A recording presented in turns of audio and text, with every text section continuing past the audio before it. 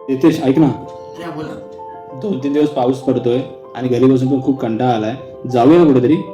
उगाच पावसाचं नको रे. अरे जाऊया तरी, घरी बसून काय करणार, बाहेर जाऊन माहोल तरी कळेल. नको, पावसाचा कंटाळा आलाय रे. तू चल तरी बाहेर, पण जायचं तरी कुठे? तू दाखवतो एक प्लेस, तू भारी वाटेल. होय का? मग काय, ठीक आहे, चालेल. चल.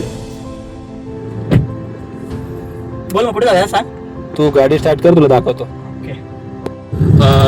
काही गोष्टी या सांगायच्या नसतात, तिथे जाऊन अनुभवायच्या असतात.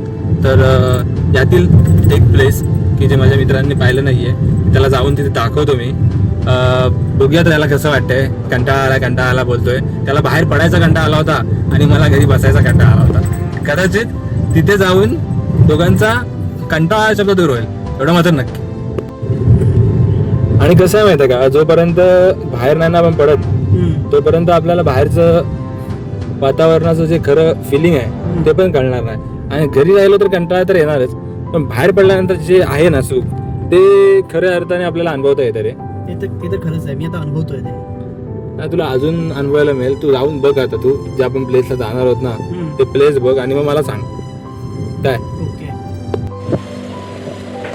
कसा आहे प्लेस?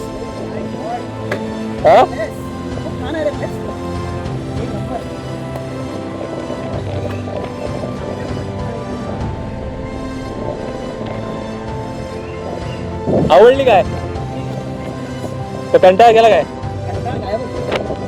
काय तुला बोललो काय, बाहेर पडल्याशिवाय कंटाळा जाणार नाही रे. मला घरी बसून कंटाळा आला होता, तुला बाहेर पडायचा कंटाळा आला होता. दोघांचाही कंटाळा दूर झाला की नाही? मग काय भाई,